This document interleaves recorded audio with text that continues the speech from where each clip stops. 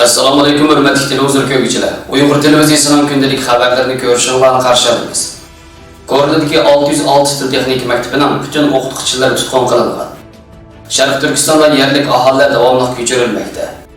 Xitoy hukumatining Sharq Turkistondagi masjid va mozorliklarni yo'qotayotganligi haqida doklad berish yig'ini ochildi.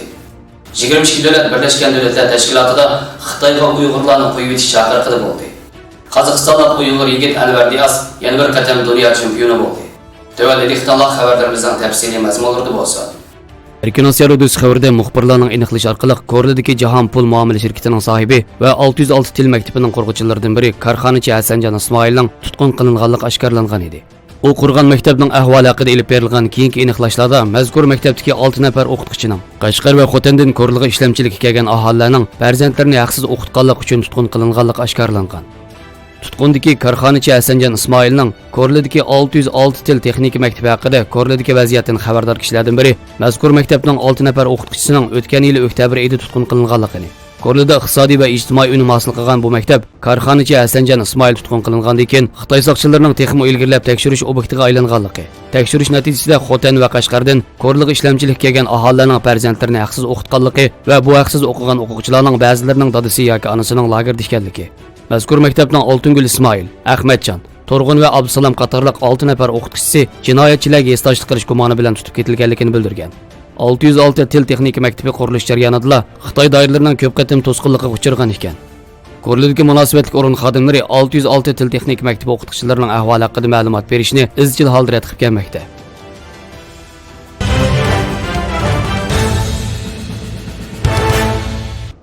Tangritog to'rining 25 oktyabr kuni tarqatgan xabarda yaqinda Maralbeshi noyisining har qaysi yezi bozorlaridan jami 813 oila, 3433 odam o'z uylaridan ko'chirilib, Maralbeshi bozoriga yasalgan atalmish Baxtgullik mahallasidagi 68 kvadrat metr keladigan bino uylarga ko'chirilgan. Mazkur xabarda yezi qishloqlardan ko'chirib kelingan aholilarning mahalla yezkent sexini kirgizib, atalmish korxona Namrat oila andisi orqali muqim ishga o'rlashtirilganligi. Ularning Maralbeshi noyisidagi Xixun kiyim-kechak shirkatida ishga o'rlashib, muqim kirim bilan namratlikdan qutulganligi ta'kidlangan. Xitoy hukumatining Sharq Turkistondagi yezi aholilarini atalmish ishik oldida xizmatga o'rlashtirish degan nom bilan tuvan maosh berib, ota-bobolar yashab kelgan zamonlardan majburiy ayirib, yezi noyilarga silingan kiyim-kechak zavodlarida ishga silayotganligi. Hatto ifodasi yaxshi deb qaralgan bir qism lager tutqunlarining mushu zavodlarda majburiy emgak silinayotganligi xalqaro jamiyatning kuchli diqqatini qo'zg'amoqda. Uyg'urlarning vaziyatini yaqindan kuzatib tadqiq qiluvchilar Amerika davlat majlisida Sharq Turkistondagi majburiy emgak masalasi haqida guvohlik berganda, Xitoy hukumatining atalmish terrorlikqa qarshi urushining keyingi qadami sifatida atalmish ijtimoiy muqimlik va uzoq mazgillik amallikni nishon qilganligini. Bu nishonga yetish uchun Xitoy hukumatining namratlikdan qutuldirish nomida atalmish tarbiyalashga to'plangan Uyg'urlarni sistemlashgan zavodlarda majburiy emgak silayotganligini. O'qish yoshiga yetmagan bolalarni bo'lsa, hukumatning boshqarishidagi yaslilarga olib ketib, Uyg'ur kimligini unuttirib, Xitoy madaniyatini singdirayotganligini o'tirib qo'ygan.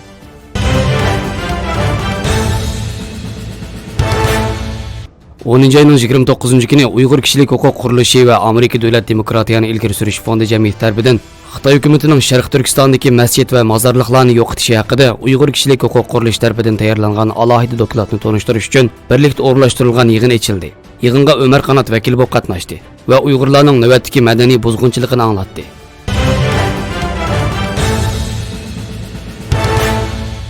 29 oktyabr kuni Birlashgan Davlatlar Tashkilotida Amerika, Angliya, Germaniya qatorliq 10 davlat Xitoydan Uyg'ur va boshqa musulmonlarni jazo lageridan qo'yib berishga chaqiriq qildi.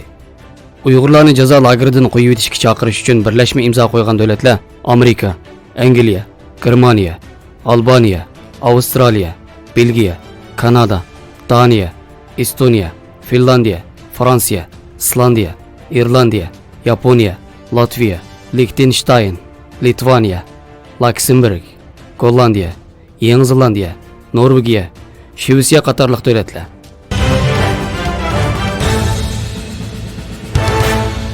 Elorda axborot agentligi e'lon qilgan poytaxt tanarkachilari Gresiyadan medallar bilan qayta nomliq maqolada ma'lum bo'lishicha, 24 va 25 oktyabrda o'tkazilgan Braziliyacha jiu-jitsu, ya'ni erkin chelishish va mushlishish musobaqasiga 22 mamlakatdan 600 ga yaqin tanarkachi qatnashgan. Uningda Qozog'istonlik yosh tanarkachilar 5 oltin, 1 kumush va 1 mis medalga erishgan. Xabar 24 agentligida berilgan Qozog'istonlik jiu-jitsuchilar Gretsiyadagi dunyo musobaqasida 4 oltin medalga erishdi nomli maqolada musobaqa g'oliblaridan Serik Aldiyar, Anvar Diyas, Ahmadjanov Alixon, va Abzal Zangarning ismi atilib, ularning har qaysisining o'z tarixiy ekanligi ta'kidlangan. Erkin Osiyo radiosining ziyoratini qabul qilgan Anvar Diyas mundaq dedi. Men 3 odam bilan chelishdim. Birinchisi Gretsiyalik, ikkinchisi Isroiliyalik, uchinchisi Rossiyalik. Biz 55 kilogrammliqlar bu ish chelishdik. Men birinchi bo'ldim. Qozog'istondan 7 odam berib, hammasi medal bilan qaytdi. Men yana bir qatim Qozog'istonning to'g'ini egiz ko'tardim, ham buning xushal bo'ldim. Shundaqla Yarkent shahrida yashayotgan Anvar Diyasning onasi Sahidam Teyopova Erkin Osiyo radiosining ziyoratini qabul qilib mundaq dedi. Diyasning Gretsiyaga berib oltin medal olib kelganligiga biz ota-onasi urug' tuqqanlar emas, butkul Yarkent yurt xushal bo'ldi desam bo'ladi. O'tganda Abu Zabiga borganda biz uningdan qattiq ansirgan edik. Biroq shu vaqtda uning birinchi bo'lgandan xushal bo'lib, o'g'limizning cho'ng bo'lib qolganligiga ishondik. Gretsiyaga berib kelgandan keyin Diyasning haqiqatan bu tanarkat turiga qiziqib qolganligini ko'rdik.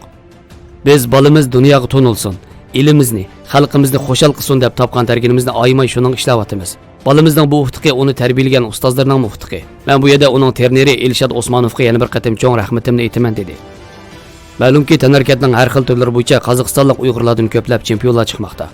Masalan, Mushili Bironi poytaxti Darussalom shahrida yosh o'smirlar orasida chamboshchilik bo'yicha o'tkazilgan Osiyo musobaqasida Ilhom G'afforov 70 kg salmoqda 2-chi o'rinda. Farangiz G'oparova bo'lsa 3-chi o'rinni egallagan edi. Yana bir qozog'istonlik bokschi Hezim Ezbaqi mush yaqinda Amerikada o'tkazilgan musobaqada 2 marta dunyo chempioni atiqiga muyassar bo'ldi. Qozog'istonlik uyg'urlar kasbiy boks bo'yicha yana bir farzandi Dilmurod Mejitovdinmi cho'ng umidlarni kutmoqda. Xabarlarimizni ko'rganingizga rahmat. Ko'rishguncha omon bo'linglar. Xayr xo'sh, Alloh qamani.